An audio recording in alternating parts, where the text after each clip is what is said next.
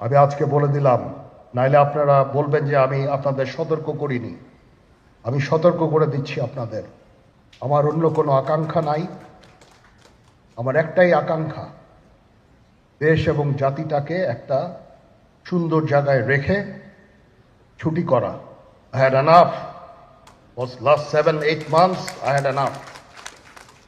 আমি চাই দেশ এবং জাতিকে একটা সুন্দর জায়গায় রেখে আমরা সেনানিবাসে ফেরত আসব।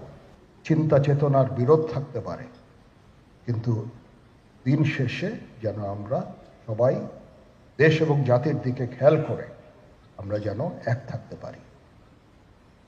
তাহলে এই দেশটা উন্নত হবে, এই দেশটা সঠিক পথে পরিচালিত হবে। না হলে আমরা আরো সমস্যার মধ্যে পড়তে যাব। বিশ্বাস করেন, we don't want to head ওইদিকে আমরা যেতে চাই না। আমি আপনাদের সতর্ক করে দিচ্ছি।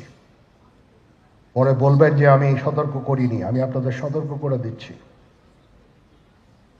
আপনারা যদি নিজেদের মধ্যে ভেদাভেদ ভুলে একসাথে কাজ না করতে পারেন, নিজেরা যদি কাদা ছোড়াছুড়ি করেন, মারামারি কাটাকাটি করেন, এই দেশ এবং জাতির স্বাধীনতা সার্বভৌমত্ব বিপন্ন হবে।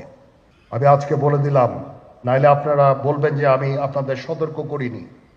আমি সতর্ক করে দিচ্ছি আপনাদের। এই দেশ আমাদের সবার।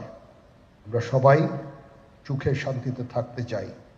আমরা চাই না হানাহানি, কাটাকাটি, মারামারি। সেই উদ্দেশ্যে আমি কাজ করে যাচ্ছি, আমরা কাজ করে যাচ্ছি। আমাদের সেনাবাহিনীর প্রতি আক্রমণ করেন না। একটা কমন জিনিস আমি দেখতে পাচ্ছি, সেনাবাহিনী এবং সেনা প্রধানের প্রতি বিদ্বেষ কারো কারো। কি কারণে আজ পর্যন্ত আমি এটা খুঁজে পাইনি।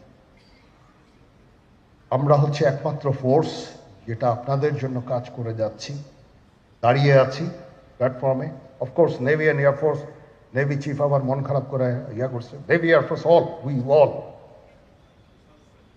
আমাদেরকে সাহায্য করেন, আমাদেরকে আক্রমণ করেন না।